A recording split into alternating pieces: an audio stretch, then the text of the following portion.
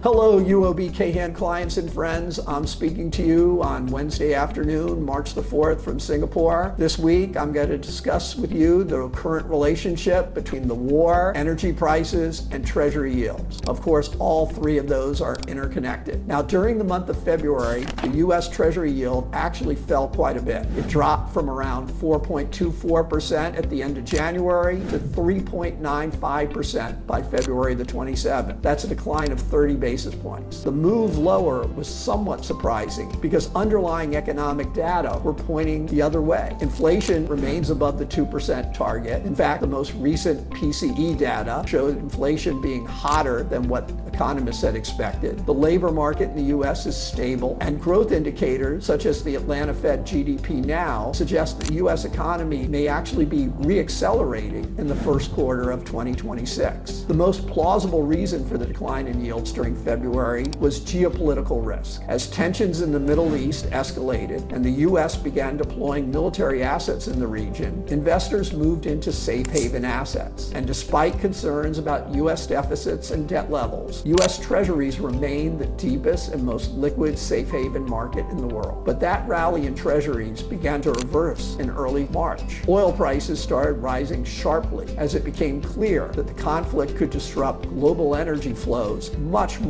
than had initially been expected. In previous rounds of hostilities in April 2025, Iran refrained from attempting to disrupt shipping through the Strait of Hormuz, the critical channel through which roughly 1/5 of global oil trade and a significant share of LNG exports flow. Yesterday, Tuesday, the link between Treasury yields and the crude oil market was very evident to any observer. The energy markets were very nervous. Brent crude almost reached $85 a barrel. The 10-year Treasury yield at the same time hit 4.11%. The key connection between energy markets and yields is inflation. Higher oil and natural gas prices feed quickly into inflation expectations because energy is a direct input into transportation, manufacturing, and electrical generation. Those effects tend to show up in expectations much earlier than economic effects appear in the growth data. So when inflation expectations rise, bond yields tend to rise as well. For now, financial markets are not assuming this will significantly change Federal Reserve policy. Energy shocks represent a supply-side inflation, and historically the Federal Reserve has been cautious about raising interest rates to respond to commodity-driven price spikes. If the conflict proves temporary, yields are likely to remain within that range, but developments in the energy market and the trajectory of the conflict will remain an important driver for both the bond markets and inflation expectations in the weeks ahead. Thank you.